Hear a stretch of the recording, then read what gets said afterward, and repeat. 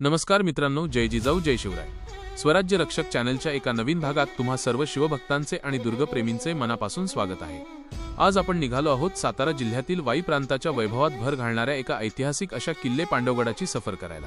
कृष्णा नदीच्या खोऱ्यात आणि सह्याद्रीच्या उपरांगेत वसलेला हा किल्ला आपल्या नावाप्रमाणेच प्राचीन काळातील पौराणिक कथा आणि ऐतिहासिक घटनांचा मेळ घालणारा आहे. पांडवांनी आपल्या अज्ञातवासात या डोंगरावर वास्तव्य केले होते अशी लोककथा या परिसराशी जोडली गेली असली तरी या मातीला खऱ्या अर्थाने लष्करी आणि धोरणात्मक महत्त्व मिळाले ते शिवछत्रपतींच्या काळात. या किल्ल्याची चढण चढताना आपल्याला इथल्या कातळात कोरलेल्या पायऱ्या आणि नैसर्गिक तटबंदीचे सौंदर्य पाहायला मिळते. गडाच्या वाटेवर असलेली दाट झाडी आणि उंच कडे पाहून आपल्याला त्या काळात मावळ्यांनी दाखवलेल्या चिकाटीची जाणीव होते. पांडवगडावर पोहोचल्यावर आपल्याला जागोजागी पाण्याची टाकी आणि दगडात कोरलेली लेणी पाहायला मिळतात, जी आजही तितकीच सुस्थितीत आहे.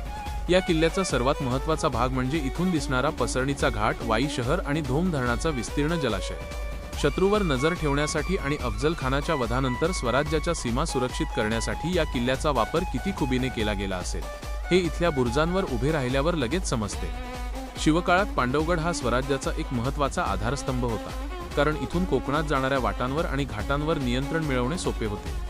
गडावर असलेले पाणजाई देवीचे मंदिर आणि जुन्या वाड्यांचे अवशेष आपल्याला त्या काळातील संस्कृतीची आणि गडावरील जनजीवनाची ओळख करून देतात.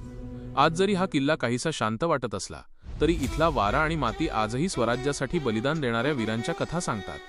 आपल्या या गौरवशाली वारशाचे जतन करणे आणि तो पुढच्या पिढीपर्यंत अभिमानाने पोहोचवणे हेच आपल्या चॅनलचे मुख्य उद्दिष्ट आहे. वाईच्या या ऐतिहासिक वैभवाचा अनुभव घेण्यासाठी प्रत्येक दुर्गप्रेमीने एकदा तरी या पांडवगडाला भेट द्यायलाच हवी. तुम्हाला हा व्हिडिओ कसा वाटला हे कमेंटमध्ये नक्की सांगा आणि आपल्या स्वराज्याचा जाज्वल्य इतिहास असाच अनुभवण्यासाठी चॅनलला सबस्क्राईब करायला विसरू नका. जय जिजाऊ, जय भवानी, जय शिवराय.